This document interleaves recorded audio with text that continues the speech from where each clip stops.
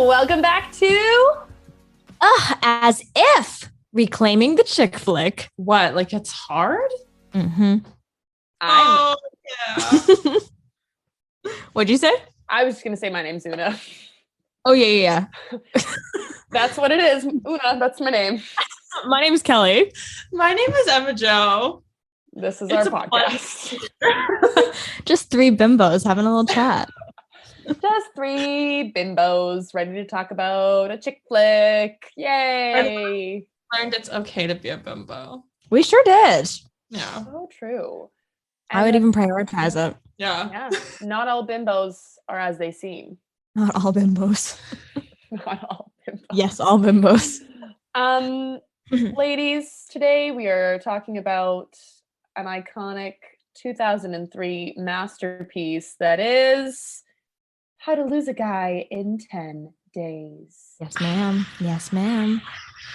I have to say, I kept panicking when I went to watch this last night and being like, did we say How to Lose a Guy in 10 Days or 10 Things I Hate About You? And I was like, did I? And I made the poster for like to announce it and everything. And I was like, did I do this for the wrong movie? No, I didn't. Which 10 movie is it? Yeah. Yeah. We'll get to that other one later, but for now, How to Lose a Guy in 10 Days. Yeah. We did consider that. So it makes sense. Yeah, it wasn't, I think when we were discussing it was like in the final three. I think so too. Yeah. We'll get to it later. But yeah. But How to Lose a Guy in 10 Days. An excellent film. I've never seen it before. This is my first time. Did you say that we had seen you'd seen part of it with me before, or was that a lie? Oh, not with you. It's not all about you, actually. No, I had seen the part where she goes to the guys' night. I had seen parts of that, and I remembered them walking out of the Celine Dion concert. And that's it. That's it. And now you've seen it all. Yeah. Yeah. I guess we should start by Emma Jo taking it away with some creds to the creative team on this film. All right. So this perfect, amazing chick flick was directed by Donald Petrie. He has directed other amazing movies such as Miss Congeniality, Just My Luck, and Richie Rich. Wow. What an array. This movie is based off a comic book, which I did not know until this began, by Michelle Alexander and Jeannie Long, which are the names of the best friends in the movie. Crazy. Yep. Mm-hmm. Yeah. The screenplay is by Kristen Buckley, Brian Regan, who wrote on 101 Dalmatians. Aww. And Burr Steers, who wrote Pride and Prejudice and Zombies. And for those movie fans out there, he was the guy in the diner in Pulp Fiction. Oh. I've not seen that. The guy in the diner. The guy in the diner. The costume design. Oh, I'm not done yet. Oh, keep going. Don't stop. Oh my God, two more. Okay. The costume design was done by Karen Patch, who has worked with Wes Anderson on several movies, including The Royal Tenenbaums. She's also worked on School of Rock and Bride Wars. Oh my God! Another Kate Hudson classic. Another Kate Hudson classic. Kate Patch is a costumer. Patch for Patch. Oh my God! Yeah. Yes. I love meant to be for their careers. Oh my God, like Taylor. Who's Taylor? I don't know. Taylor for a tailor. Oh. Like Taylor. Not just a person we know named Taylor. I was like, am I not supposed to talk about it? No. That's it. Taylor Swift. And finally, the production design was done by Therese Deprez, who worked on Black Swan. And this movie is starring Kate Hudson, Matthew McConaughey, Catherine Hahn, Honey Potts, where you at? Thomas Lennon. And I didn't write any more down because those were all the ones that I felt. Who's Thomas Lennon? He is that one friend who's also in 17 again. Oh, Oh. what else is he in? That guy. He's kind of in. Oh, was he in How I Met Your Mother? No. He's in a lot of things. He's in He was lots of stuff. The remake of The Odd Couple, that TV show. I don't know what that is. His name is Thomas Lennon. Hold on. I just need to know. John Lennon. Not true. I feel like he's in everything. Yeah, he's one of those people that you don't know his name, but you know him. You know him like well. Catherine Hahn, but not anymore. Bad Teacher. Yeah. He's in Bad Teacher. Oh. We're the Millers. Oh. Yeah. And Night at the Museum. I Love You, Man. Balls of Fury. Bad Teacher. He's done it all. Yep. He's everywhere. And Kelly, even when we were watching this movie, said that before he came on screen, she was like, I knew he was going to be in this. Really? Like 1 minute before he appeared, I was like, he's coming. Thomas Lennon is coming. I don't know why. I just really had a feeling. And then maybe I don't think I heard his voice or something, but he came on and I was like, that's really weird. I knew he'd be here. I knew he was like coming. Yeah. For like 30 seconds before, maybe. Wow. Very strange. Just stuff. Okay. So if you haven't seen this movie before, what the heck? We told you to watch it last week. And also, I'll just tell you what it's about. Here we go. Brief synopsis. Let us have it. Andy Anderson is a columnist at Composure magazine in the early 2000s, aka the plot of pretty much every chick flick in the early 2000s. Yeah. And her career goals is to be taken seriously as a journalist and write political, what's it called? Hard-hitting. Hard-breaking, but no, hard-hitting. Important pieces. And instead she writes a how-to column. And one of her best friends, who also works at Composure magazine, Michelle, has a really hard time with men. And this inspires her, with a little pressure from her boss, to write a column, How to Lose a Guy in 10 Days. Hence the title of the film. And then we see Benjamin Barry. And he comes in on his motorcycle and he's in advertising. And it mostly does like beer and sports. And he wants to break into the diamond industry because that's where the money is. And his boss wants to give the account to the women in the office because they would know how to sell jewelry better than a man would. Duh. And he says, no, let me prove to you that I know women. And they end up making a bet. And the bet is, if he can get a woman to fall in love with him in 10 days, then he gets the account. And this goes down in a bar where Andy Anderson happens to be with her friends. And that is the woman that he has to get to fall in love with him. So obviously they're opposing because she's trying to lose a man. He's trying to get a girl. And so conflict. Shenanigans. They ensue. And then we see the two of them and their relationship over the course of those 10 days. And it's a whirlwind. It really is. I'm emotional. You're going to be crying the way I was crying last time. Emma Joe count one. I mean, Emma Joe count. There's one Emma Joe present. Yeah. Yeah, true. And she's crying. It's so good. Yeah. It really That's what it's about. It's a great movie. It is. I can't believe I'd never seen it before. I know. It's shocking. I was going to say, I really thought you would like it, and you did. So I sure did. I sure did. Yeah. I was watching it and I was like, I feel like with movies from that time, I mean, you know the formula and you know the feeling so well that watching it, like I felt like I already knew it. I was like, I already know this and I instantly like it. It has everything I want. It has romance, a glamorous job, shenanigans, hijinks, glamour, diamonds, jewelry, fame. A hot guy. A hot girl. Yeah. Great friends. A dog. Another dog. Sexual tension. It's gotta be a dog. Yeah. Okay.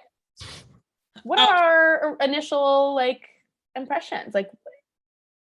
Kelly, I mean, it's hard for me because I've seen this movie a million times, but what were your first impressions?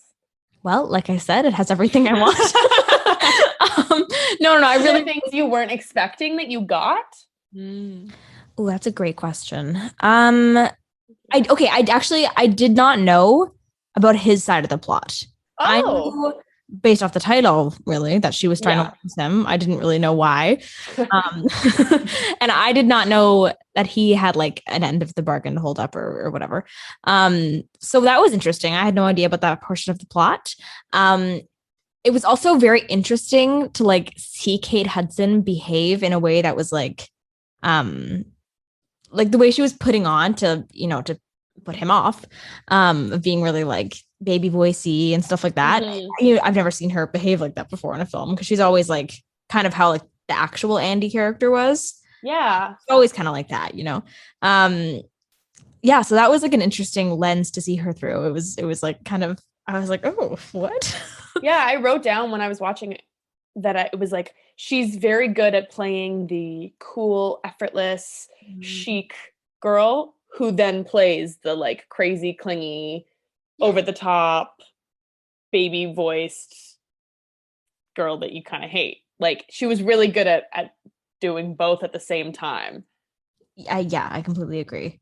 And as the audience, like you saw both sides, even when she was like, when she was only showing the one side to Ben, you still saw both as the audience, which was cool. Yeah. This movie is just like, I think it's the perfect version of like the formulaic rom-com. It just has everything for me. And I think that the like conflict or whatever it's just perfect. I'll ignore any flaw in it because it's just so endlessly entertaining, and I could watch them do it for 20 days. Because like neither of them you only got 10 and you only got 10 days. Never mind, I understand. That was like I wish they could forever. I just love it so much, and I've watched it many times, but I think it's been like at least over like a year, if not longer, since I've seen it last, and I enjoyed myself so much. Like I was literally just smiling while watching it, and I was like I never had noticed before like how nuanced Kate Hudson's performance is. Like these moments where you're seeing her, like there's the one part where she's like crying when she's coming to show him the baby book. She's like at the table and like it's on her and she's like really like fake crying, but like you're just like, her face told such a great story. Yeah, it's like they break the fourth wall without actually breaking the fourth wall. Like it's not quite the Office look at the camera and deliver that to you, but it's like it's for you, that's for you, which kind of makes you like a little bit more invested in everything and like you're a part of the shenanigans, which is fun. We're like so in on it. And also as the audience, you want to be included in those things. That's the best feeling when you know what everybody else doesn't know.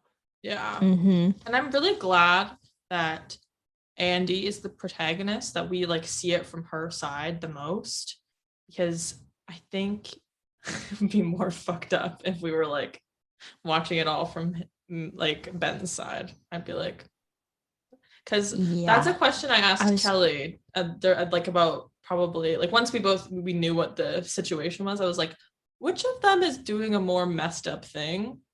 And I think Ben is for sure. Because he's like, it's pretty equal. But I think it's like more. I think it's worse to try and make someone fall in love with you when. That's true. That's true. Intention. You're right. You're not going to stay with them. Then I didn't think about it that way. I thought about it as like just like deceiving people just in general. Yeah.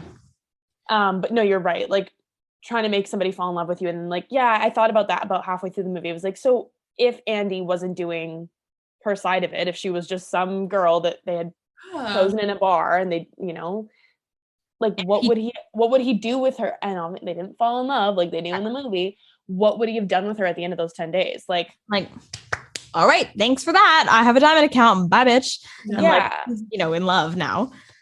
Well, and like at the end of the movie, which is one of the larger moments of conflict, when the two guys, I don't know their names and I don't really care. Thomas Lennon and the other guy, get convinced that Andy's in on the bet. I was like, why couldn't they have just told each other? Like, I mean, I guess for her, if she really wanted to take a real journalistic approach to it and like really wanted to be super truthful, she didn't want to tell him so that she could actually test all these theories. But for him, why couldn't he just be like, yeah, pretend to be in love with me? Yeah, that's so true. Like he could have literally just been like, can you tell my boss that you love me? Yeah. Or even with Andy at the end of like that weekend. No, it's a little too far in, I guess. To be like after that nice weekend they shared. You could have found some. I mean, I know like the whole thing was that like they pointed her out, and well, then there's actually like the other element of that, like those two girls like knew Andy already. The two, so like I don't know how they'll maybe get complicated with some added lying. But let's say it wasn't her, any girl he could have gotten and just been like, tell everyone you're in love with me. Although that was the whole. Exactly, I know. That was how his boss knew that she was, because she was like, no, I'm not in love. No, don't tell him. She was like, it's too soon. It's too soon. No, 10 days. That's crazy. Yeah, I liked when 10 days is crazy. Also, that is a short amount of time, and they saw each other every day. They did a lot in 10 days. They had a dog on day 2 or 3. Yeah. Yes. What was the name? Kroll the Warrior King. Kroll the Warrior King, which is almost his member's name. Oh my god! When I hate member. I wrote it down. I wrote down just the word member. I was like, I wrote not my member. I can't. I really liked the nickname Princess Sophia. Me too. I thought that was the best one. I really enjoyed that.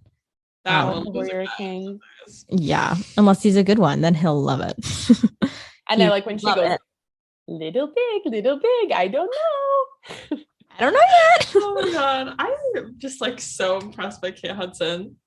She's so funny in this. Like she is like, and I mean, I was reading like an article that was like 15 things you didn't know about this movie, and it was like a lot of it was improvised, and like the director apparently would take like probably to both of them, but in this like quote, it was just Kate, where he'd take her aside and be like, okay, in this next scene, like do this, but they wouldn't tell Matthew McConaughey, so like she would do something like crazy, like in character crazy, in quotations. And like, he would just have to roll with it and like, just keep going and didn't know what to expect basically when they were filming, which is like a lot. I feel like knowing that if you go back and watch again, like a lot of those moments will stand out and be like, oh, that's gotta be one of those times. Cause they like, she's so good at driving him away. Yeah. That would be a painful position to be in as him. If you're like, I have to do this. And she is just the worst. When after like the games night, when she leaves and the guys, his friends are like, you have to go get her, like couples therapy. Like that would just be so hard to go down there and be like, please seriously. Yeah. You'd have to be a really convincing liar, which I guess he was. Yes. I guess so. If I was either one of them, I would be terrified by the other. Yeah. Because if I were her, I'd be like, what the fuck is wrong with him? Mm-hmm. Why is he... She says that to him. She's like, is this like... haven't you had enough? Yeah, haven't you had enough? Like, hasn't he? And then like, yeah, if I was him, I'd be like, who is this? Like, well, what did she say? You think I'm some kind of mental person? Oh, yeah, she says he does. Yeah. Oh god. But yeah, I really like the like you said, like I think it's one of the best done of the like formulaic early 2000s rom-coms. But it's like the plot itself, that twist, that like initial like obviously misunderstanding where they don't know what each other knows. Like I really like the concept of the plot and I also just like a story where it's like they fall in love when they're not supposed to. Yeah. You know, it's just ideal. Yeah. When you least expect it. Like it's almost enemies to lovers. It almost is. Almost, yeah. A little different. Before we get into like, you know, our structure, I have a question for the pod. So I'm thinking, you know, there's all the things that they say not to do. And like, what do we think of all these things? And is like, really at the end of the movie, the message is kind of like, do it. Like Catherine Hahn gets her man. So true. Gets her man. So are they saying that this behavior is really what we should be doing? And what do we think about this? I think two women who think. It's like at the end of the day, it doesn't matter what you do if it's like I was gonna say. Yeah. if it's the right person and it's meant to be, those things don't matter. Like you're just gonna like them or you're not. And you can't really manipulate the situation to make someone like you by like doing or not doing those things. It just will work or it won't. I was talking about dating with my father because he and I are just two single people trying to find our other person out there. And so we talk about dating sometimes. And like he was saying how he's so picky because like just one little thing that a girl will do will just make him want nothing to do with them ever again, even if they're super nice and like everything else is great about them. If there's like one, like, I hope he doesn't listen to this, and I hope that the last girl he dated isn't listening to this, but he just ended things with a girl that he had only like gone on a couple dates with because she was a pot banger like during COVID.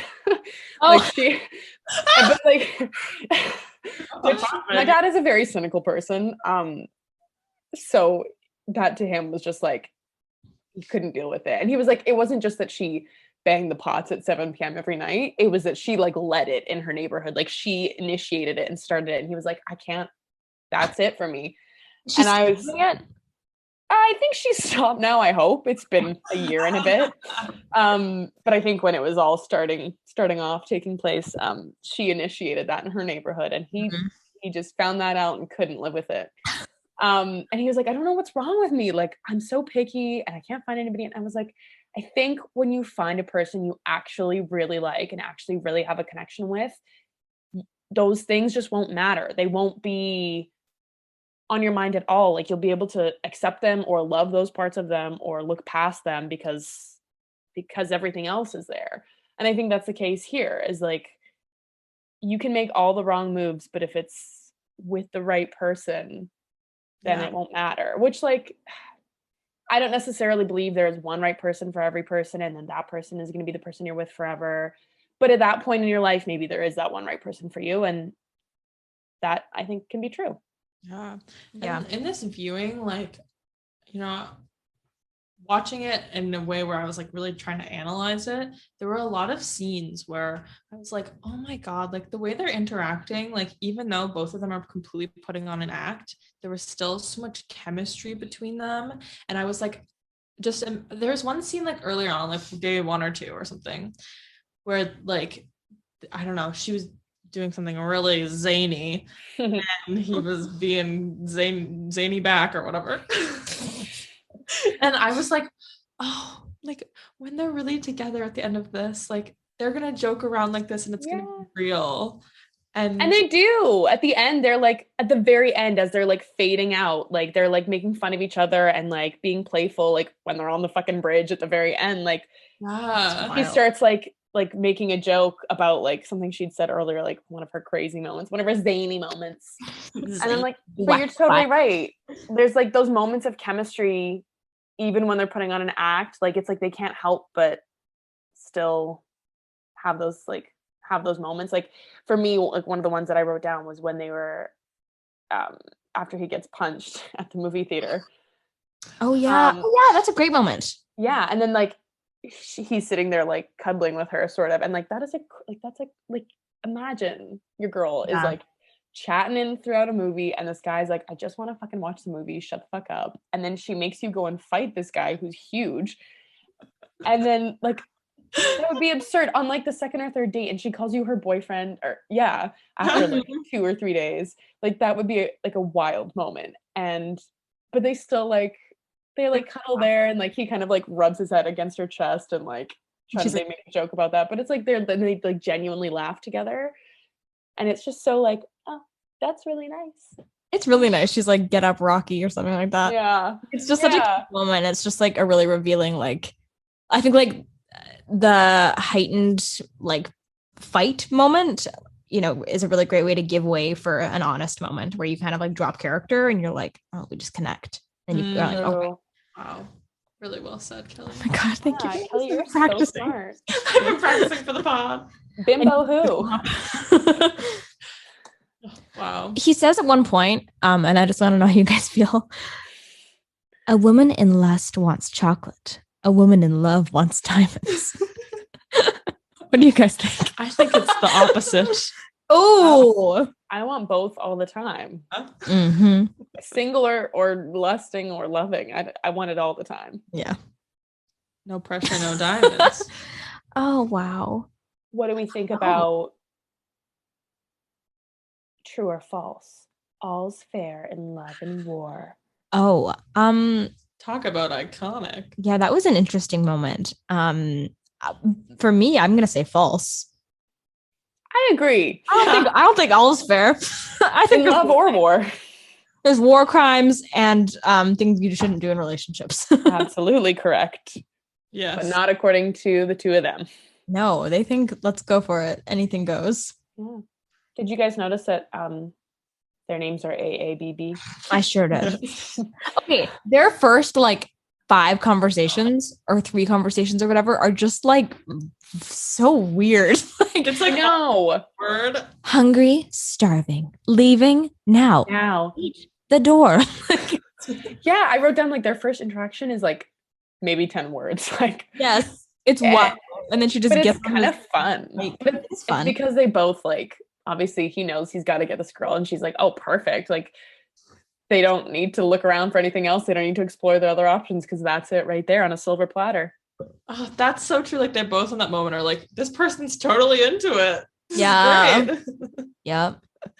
But it's weird. It's a little weird. I can't imagine somebody coming up to me and being like, hungry? And then me being like, starving. Leaving? Now. I know. And then like their conversation at dinner is like a little strange. And then when they're back at his place, it's also just like strange. When they just don't talk and they just start patting the fucking bed, and then he's like, they just don't say anything for like a minute, which is like that minute of dead air is the weirdest thing. It's so weird. And then when they're kissing, they're like, respect. I want you to respect me. I want you to respect me. I respect you for respecting me. Yeah. Too fast. No. Too fast. Yeah. Too slow. Oh my God. Oh, do we think Matthew McConaughey is hot? No. I do. He took his first moment where he's on the screen, he takes off his motorcycle helmet after darting through traffic, and I was like, oh my God. His hair looked all weird, and like I was like, he is not hot. And then like a second later I was like, oh, is he though? And I still am on the fence. I don't know. I think like much like most 2000s movies, he's hot in a 2003 way. Like I don't think like he is the type anymore, but like when he changes his shirt, yeah, I know, hottie, and there's all those ladies on the other side of the window, I would be one of those ladies and I would be like, hello. Yeah, he's chiseled for sure. Yeah, he's like objectively attractive, I guess, but to me I've always just I just find him punchable. Like I feel the same way about him that I feel as like David Spade. Like I'm just irrationally angry at both of them. And I have been. Do you think Matthew McConaughey and David Spade are like the same level of hotness? I'd have to disagree with that. No, I just feel similarly about the two of them. Okay. I think I prefer Matthew McConaughey a little bit more just because like he's kind of like funny in his own way. Like, he's so Matthew McConaughey. But both of them, I just have an urge to punch. And I'm sorry if you guys are listening, David Spade and Matthew McConaughey, but if I see you, I'm going to deck you. Watch out. Deck you. Yeah. Yeah. I don't know. I think he's hot, but I'm apparently very attracted to men over 35 indefinitely since I was 16. And men you say look a little fucked up. Yeah. That look fucked up. And he looks in your words. Yeah. Yeah. So I think what you said is right though. I think he's hot in a 2003 way. I think it's something about his hair where it's kind of like always greasy and like, this is mean. Maybe we shouldn't be saying this. Yes, billions. You can take it. Yeah, you're right. Buy some shampoo. Matthew McConaughey won't hear the words you say about him, but your friend with greasy hair will. Sorry, friend with greasy hair. Get some shampoo. You know who you are. Get some shampoo. Yeah, there's nobody I'm thinking about. My other comment about Ben Barry is that it's interesting they don't really set him up as like a womanizer. They don't really They set him say up he is, but he's not. Yeah, there's never like a time where he's like, hey ladies. Yeah, not really. No, and they say like they call him a player, like even in the like description of like the movie on Netflix or online or something, I saw like, oh, a player. And like, you know, when they go home to his parents' house, like they're like, oh, he's never brought a girl home. And like, I think they want you to think it's because he only ever dates casually. Yeah. But like, they just don't go into it. They don't really give a history of that. And so it just kind of makes him seem like maybe he's just never been with a woman ever. Yeah. I know. But I guess to be fair, like they don't really talk about Andy's dating life either. No, like, true. No, yeah, either. true. Like the only person who has a backstory is Catherine Hahn. Yeah. Yeah, that's true, actually. Which is really That's really interesting. true. It would have been good if like when you first see him in the movie and he like gets to work, he's like, you know, he's just come from like or a girl just a hookup. Yeah. something's happened or he gets someone shows up or he gets a call or something at some point. Yeah. It would have been good just to provide a little context so that it wasn't like just to provide context. Yeah. But it's okay. We still love it. You still like kind of get the sense somehow that he's a player, but it's not like overt. Yeah. I guess it's because he's good with Andy. Like he's, you know, like he's good at wooing her in a way. Like if she wasn't trying to get rid of him, she could be wooed by him. Like a lot of things he did, I was like, oh, Yeah. okay. And like he's very confident and suave, so like clearly he has some experience talking to women. Yeah. And when he first like that first conversation with Spears, he's also kind of like, and she's like, nah, we don't know. True. Like, they have kind of a flirty That's true. encounter, I suppose. I think it's the confidence. Like he has like that kind of player confidence, especially like even in that first conversation with Andy, like the one word back and forth thing. You wouldn't be able to talk to someone like that if you weren't kind of a player, I think. Yeah, that's so true. If you were like a dater, you'd be a little more like, hello, you are looking very beautiful to me tonight. Perhaps would you like to sip a glass of red wine by the fireplace with me later? Maybe you would mayhaps like for love. Okay. So this movie was made in 2003. Mm-hmm.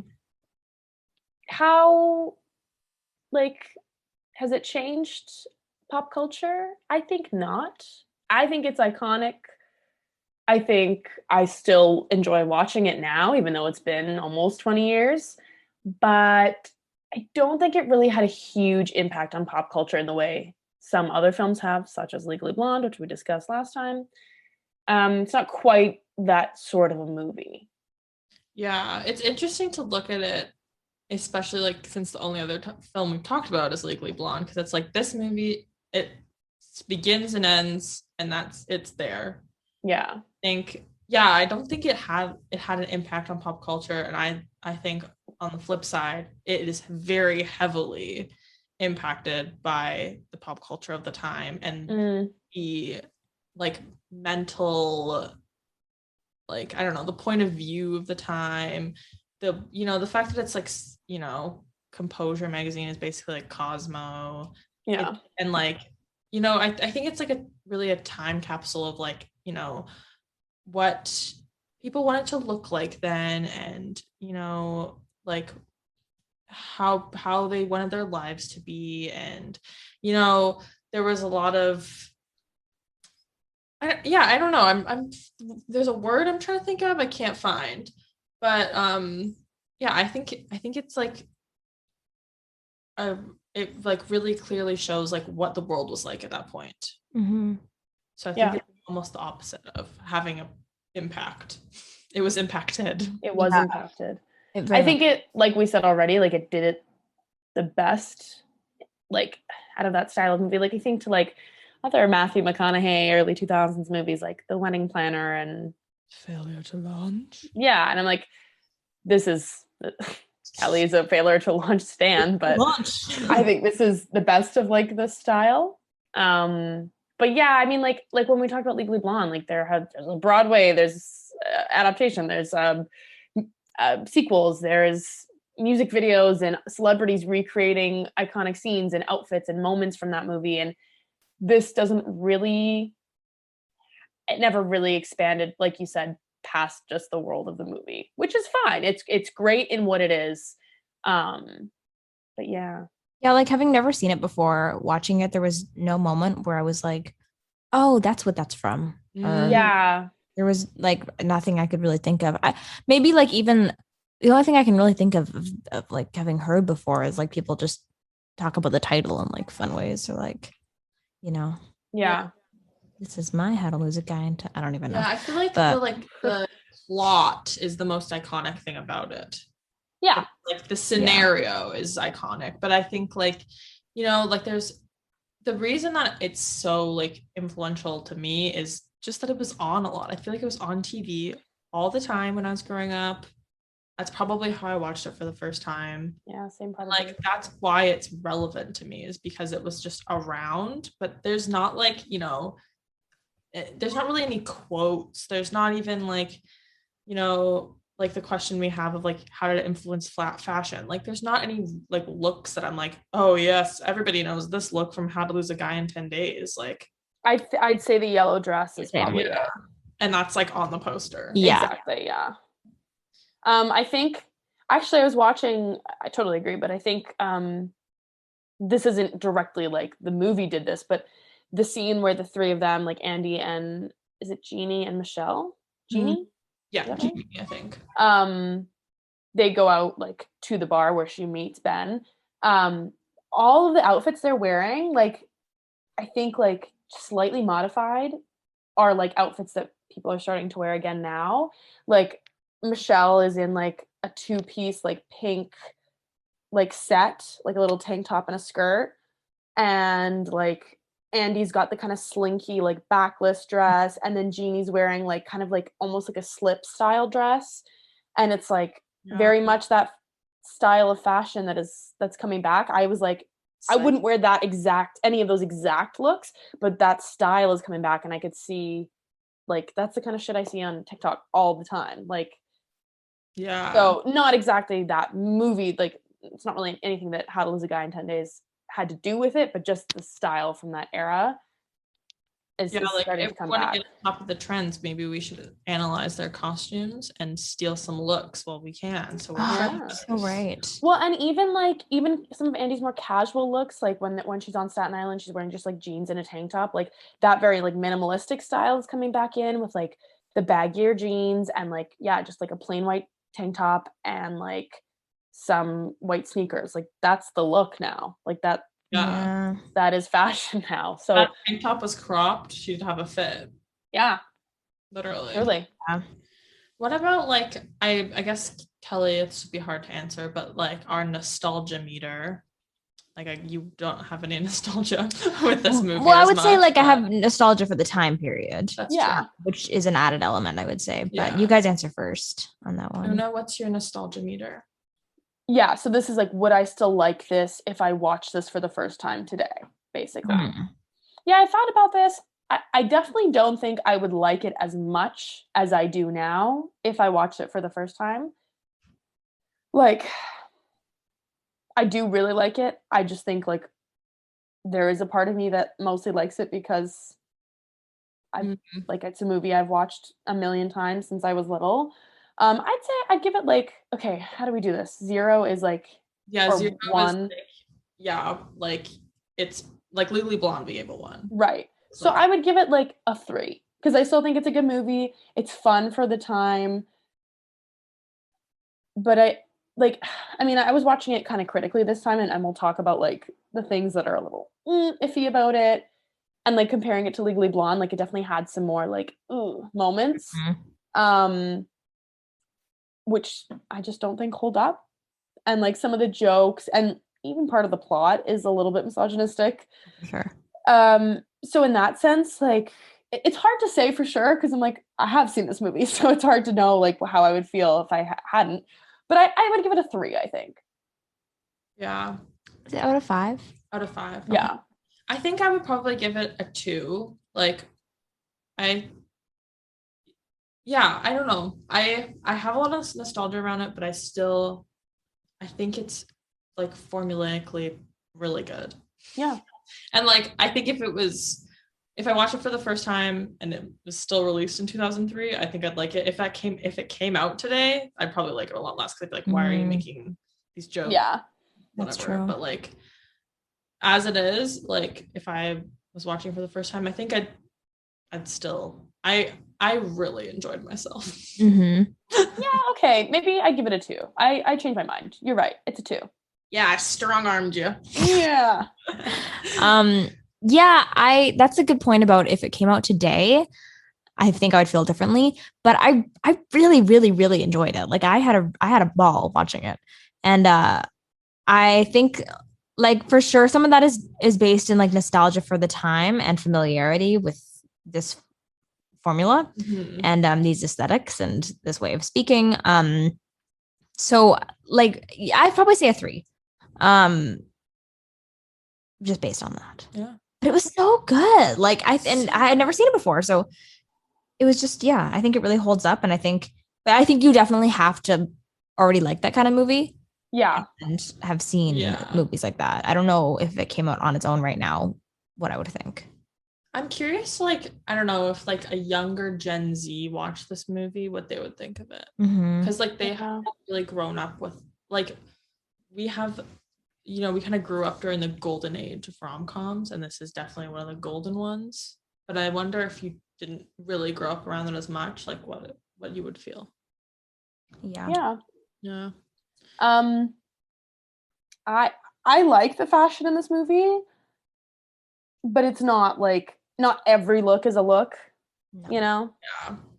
I love the yellow dress. I think that's iconic. It's not show-stopping the fashion. No. I was just trying to remember, there was a look I really liked, and I don't remember the character's name. Those 2 girls, what are they? They have the same name. Green and Spears. Yeah, whichever one has darker Judy. hair. Judy. They're both Judy. The one with short hair. The one with like the darker hair. She wears at like the ball. She wears this like crystal choker with the black dress. Oh yeah, like little Marcel waves. It's so that is like I would wear that right now. And in the scene where they make the bet at the bar, the like beginning of the movie, she's wearing, which actually I have to talk about in another way too. She's wearing this like diamond necklace that goes like all like she's got like a low cut dress or top on, and it goes like all the way down her cleavage. And it's so like, oh my God, that's sexy. But then his boss is kind of creepy in that moment. I don't know if you caught it, but no, was he like ogling her body? Totally. I mean, she was doing it on purpose. Like she was trying to show off and like entice him because she wanted the account and was basically like, no women know best, and was like trying to flirt with him a little bit, I think. Which like, you know what, girl, use what you got and let it get you wherever you need to go. I'm all for that. But also he was like totally like checking her out, like really up close to her, and like, which I've never noticed before, but again, I was trying to watch this a little more critically this time. And like, yes, it was like a little bit like, ooh, especially because he's so much older than her, and like it was just a little like yucky. Yeah, but she's definitely, I would say she's the most fashionable in the movie. Like she's so me too. She's so fabulous. Andy like has some good looks. Some of them, a lot of, I think, you know what, I could summarize it by, a lot of it's forgettable. Yeah. I mean, I think like when Andy is dressing like herself, she is just like very effortlessly cool. And I think the point is that she's not the type of girl who actually would work at Composure. She's not like, she doesn't really care about fashion. She doesn't really care about those sorts of things. That's not her priorities in life.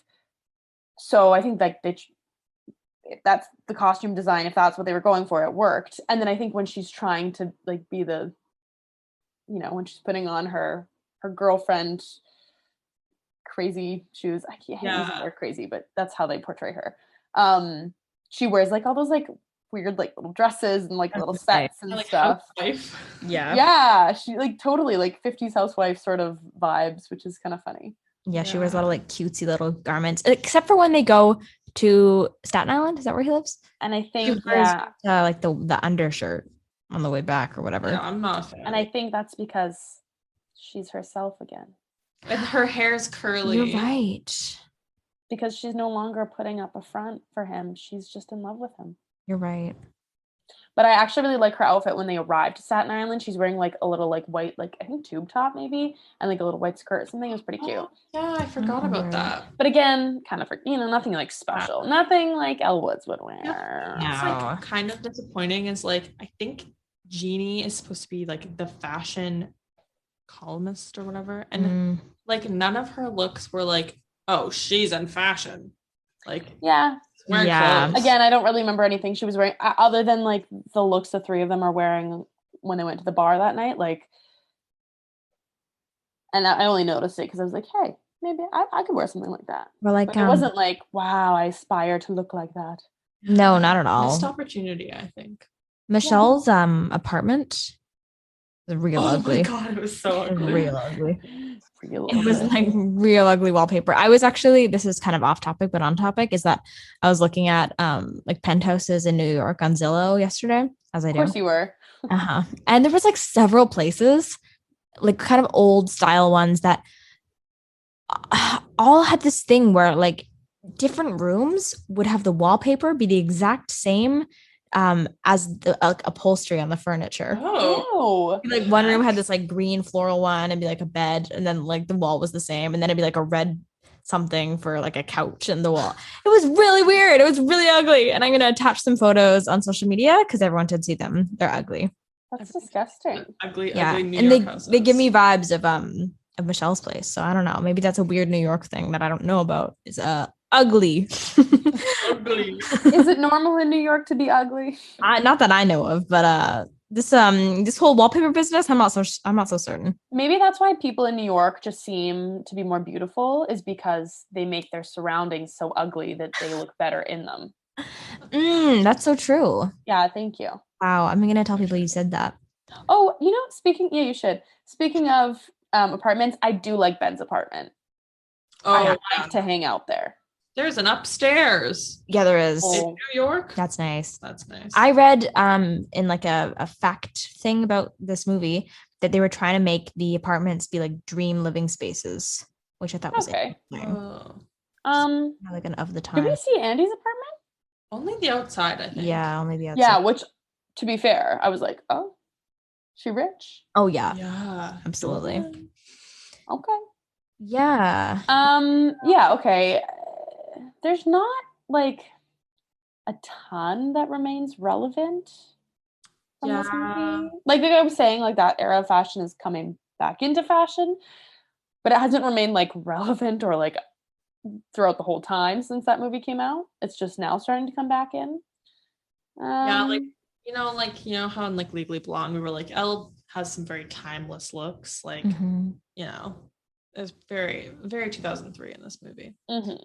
And I would say like there's not a lot of like iconic quotes. Like the only things that like really come to mind are like in the trailer. Like that's why I know them. Like when she's there's the part where she's getting in the taxi at the end of the first night. He's like, I'm gonna make you fall in love with me, and she's like, you're gonna wish you were dead. You're gonna wish you were dead. Yeah, like that's like iconic to me only because I think I've just heard it so many times.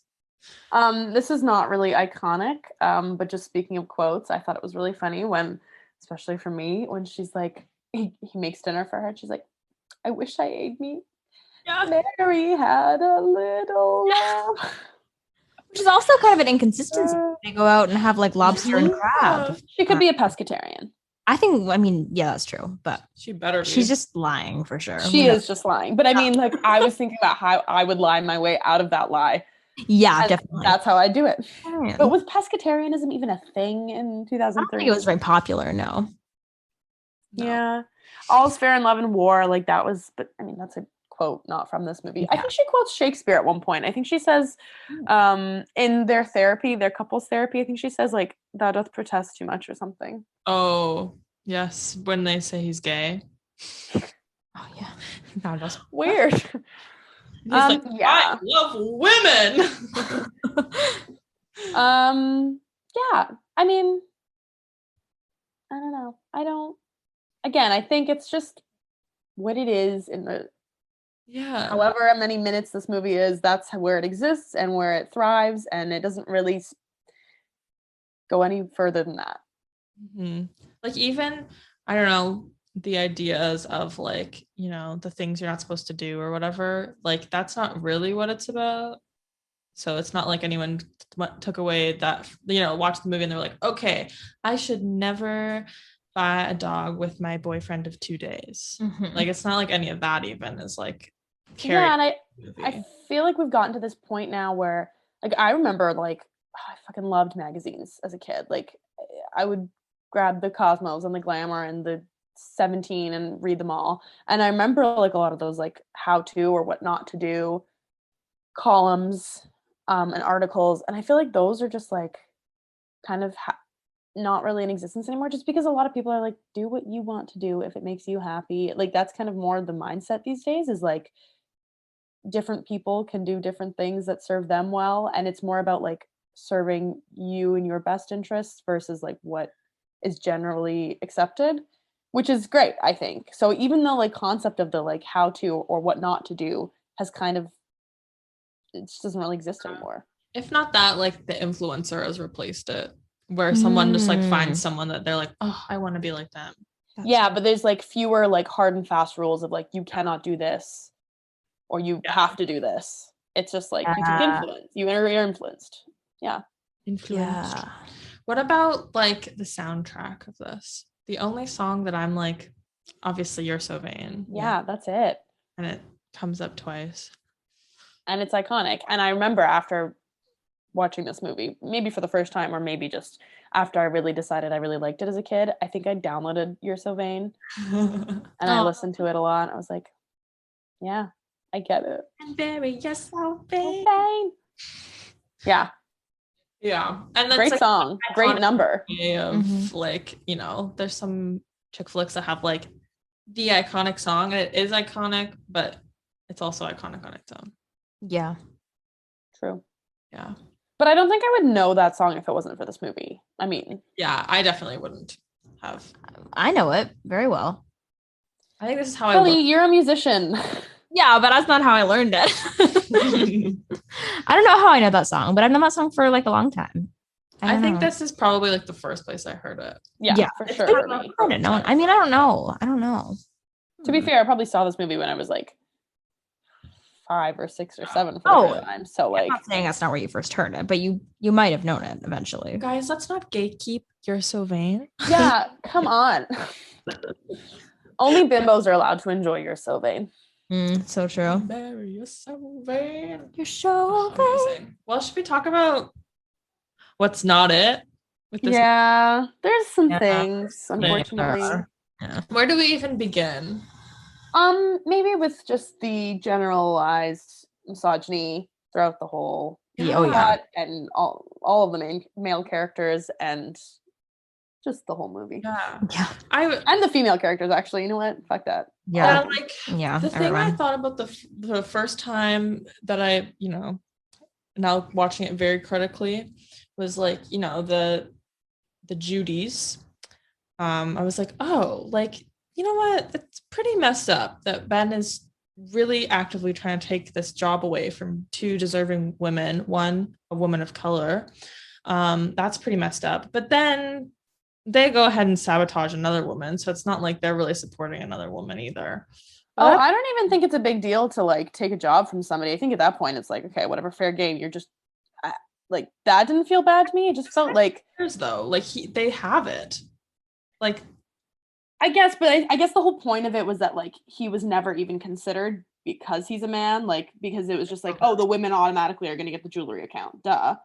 And like he was never considered, and he was like, no, I can prove to you that I can like, I guess like, so I don't know, that didn't, I didn't catch that as something that was like not cool, because I was like, all right, like you want an equal opportunity to get this account, sure, why not? Gave me Schmidt vibes. I don't know, like I feel like that's just like you're just competing with your coworkers for an account. It didn't That's feel fair. like, but if that's what you got, that's fair too. Theirs. Like I thought like they had it already and he was like, I should have it. I want it. But that's fair that. But he also says that he was like the one that like sort of got the account. Like he got the Delauers or whatever interested. Like he did some work beforehand and then it was like just immediately passed on to the Judys. So he was like, hello, I want my chance, basically. Okay. But also the way that he proves that he deserves this account is fucked up. Yeah, it's he's not really proving it with his work. He's proving it by the fact he can make a woman fall in love with him in 10 days. So there's that. Really unrelated to his abilities as a marketer. Yeah. Makes no sense. If he had done a nice like PowerPoint presentation and a really cool pitch, sure. Yeah, not a valid reason to be given an account. The only good marketing thing he did, he stole from Andy. Yeah, true. He did make it worse. I don't like raising a frost yourself. Frosting is better. You don't like it? Frosting is nice. I don't like frost yourself. Frost yourself? I love like frost yourself. I think like add a little frosting or like put a little frosting on top. I just didn't like frost. I love it. I was actually just gonna say that was probably the like one quote that like I take away from this movie and like that I associate with this movie. I love it. Frost yourself. Absolutely, I will. I love it. Yeah, I didn't like it. I didn't like when he opened the door and went, frost yourself. I was like, oh. I liked it better how she said it. She was like, it's just a little frosting. It's like, ooh. That was nice. It is nice. It's markety, I guess. What other misogyny was there? Let's dig in. Like all the attitude towards dating, I guess, is like the way rooted misogyny. Like what's his face, Thomas Lennon or whatever, he talks about his wife and how like basically to get her to shut up, he takes her to couples therapy or whatever. Oh yeah. Just like the whole men's night, which like I know Andy is putting on her act, but like just the way that the general attitude towards women from other women and from the men in this movie is just like not good. Yeah. Even like I mean, this isn't that big of a deal, but like in that first like pitch meeting, they're kind of like making fun of their coworkers, and they're like rolling their eyes at each other. It's like there's not really like a very like supportive environment at this magazine. Oh no. And like obviously, like we can also get into the idea of like body image, which is kind of intertwined with that. Like I wrote down in that same scene, Michelle's like, I haven't eaten since the breakup, and the boss is like, good for you. Yeah, like that's so much stuff like that. Up. There's like a lot of like stuff that enters the eating disorder sort of area, which is not great, obviously. And there's also the part where like the Judys are looking for the girl for Ben in the bar, and and they're just criticizing all the women in the bar. Nice ladies. Yeah, like it would be so bad. Come on. Yeah. Even like in the beginning, like in the magazine, like pitch part, and Michelle's having her bad time. It's very like these are all the things she's doing wrong, and it really sort of this movie focuses on like the ways in which you have to change yourself to make a man attracted to you, and the instincts you should avoid. But there's no instincts they're telling men to avoid ever. This is sort of like the classic tale we see time and time again of like how you can improve yourself in just in the eyes of men, and not come off as like clingy or like as like a disruptance to their lifestyle. It's like avoid that at all costs, and like, oh, poor Michelle, like she just can't keep a man, like our worker, she needs this. Like it's very that. But also, like, as we were talking about earlier, like the movie also doesn't totally take a stance on that, like, because in the end it's like it doesn't matter anyway. Like they at the beginning they're making all these claims, but then she still gets her guy back at the end. She didn't change anything about herself. Maybe not the movie itself. Like the movie itself might not have a stance, but like the characters did. Like because Andy and Jeannie both were like criticizing Michelle and being like, girl, like you can't do this, and like feeling bad for her. And like even before we see Michelle, like when Jeannie and Andy are talking in the office and she has to like go grab the samples and the cashmere sweater, and like she's like, I gotta go rescue her or whatever, like like the attitude is basically like Michelle's crazy and can't keep a man, and we need to help her fix it, basically. Yeah, and I don't think like the end result of being like it actually doesn't matter is strong enough of a departure from all the dialogue that happens prior to that it's like if you weren't like watching this and analyzing it, trying to be like, what's the purpose so I can talk about it on a podcast, you might not pick up on like you'd still internalize all like the other things they say. Yeah, definitely. It's not quite enough. It's like, okay, it worked this time, but like we're still gonna kind of internalize it. These are the set of rules to follow. These are the things to avoid. And here's how to make dating me tolerable. Yeah, and like even just all the things that Andy does, that it's like, okay, sometimes she's just acting like a woman, and like it's fine. Like, I mean, a lot of things she does are insane. Like she's purposely trying to seem that way, but like she's turning up the volume, but the base level of some of the things she does is normal, or like, yeah, I don't know. And just like it seems very like she's making fun of that type of woman by putting on this character, which doesn't feel fair. Yeah, she has. Like, how does Michelle feel this whole time where she's like, oh, like, there's another part where she's like calls him and she's like, hey Benny, boo boo boo, and they're all like sitting there and talking and like laughing while she's on the phone, and like poor Michelle probably feels like I did this last week. Like, yeah, it's yeah, and then like what you were saying, like there's just things that happen and things she does in the dates that like, oh god, we had to go to a Celine Dion concert. I was just gonna say that, like front row at a Celine Dion concert. How dare you? Yeah, you should be so lucky. And the way that they make Andy cool is that she actually loves sports, and she wants to talk about politics instead of, and she eats a burger and like all those things that it's like the reasons she's, and like he even says it, he's like, where is that like cool, sexy like Andy that I met, like where did she go? Now she's been replaced by this other crazy person. Like it's basically saying that she is better than what she's pretending to be because of those things, because she's quirky and eats burgers and like likes basketball and all that stuff. And it's like, well, I don't need to actually say that one is better than the other. They're just different, and different people are attracted to different things, and that's fine.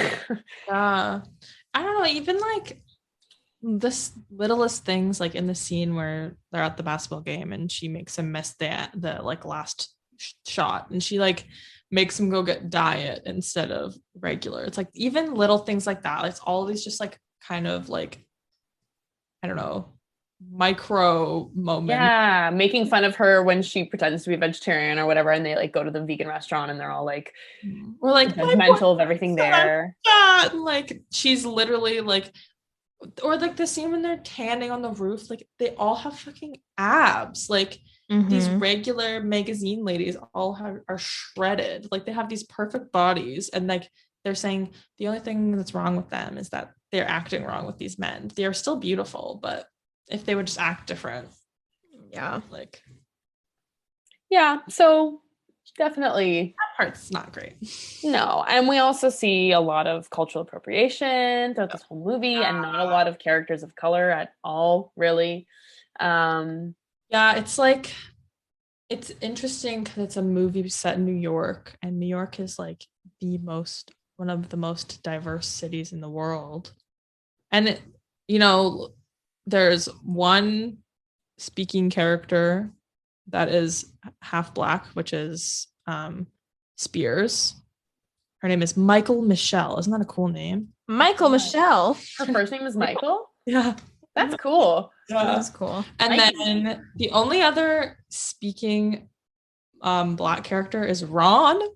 The friend at the poker game. And the only thing he says is, "Hi, I'm Ron." I think that's all he said. And then there's the Asian woman who works at the magazine and has chopsticks in her hair and is portrayed as a bimbo. Like, yeah. But surprisingly upbeat. Like, and they make fun of her. Yeah. Mm-hmm. And then you see Lana, the editor, who dresses in like just completely culturally appropriative. She like makes a comment about the Dalai Lama at one point, and like it's all just a little Yeah. Yeah, it's very, very casual and condoned in the world. Yeah.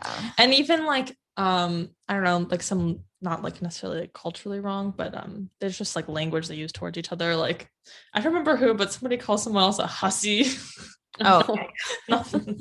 It's just like, they're all, the language is very, very 2003, not very wokey. Matthew McConaughey makes a Tourette's joke. Yeah, they bipolar, Tourette's, mental, like just all that. Tons of that stuff, yeah. When Michelle's pretending to be the couples therapist, like that's a bit culturally appropriative. Not a bit, it is. Like she's wearing like the tunic. It felt a little like trying to be a guru. Yeah, less so therapist, more so guru. Yeah, and like, yeah, and it was just all a little, and there's a lot of jokes about mental health, mental illnesses. Yeah. It comes down to like what, we keep trying to avoid calling Andy crazy, but they want to think that's, like, yeah, that's what she wants Ben to think she is. Yeah, and it's like even that is like not right. Yeah, definitely not cool. Like, yeah, like all of the things that aged very poorly in this movie are very like quick and casual, and which is another reason why like I think this is just such a product of its time. Like if someone's like, what's 2003 like, you can watch this movie and what people's thoughts about diversity were, what people's thoughts about like, I don't know, gay people and body image. We know all of that from this movie, and it's all like very casually put in there, and because that's probably also what the writers thought, not because they were like, we're making a comment on this. No. It's just like, that's what it was like.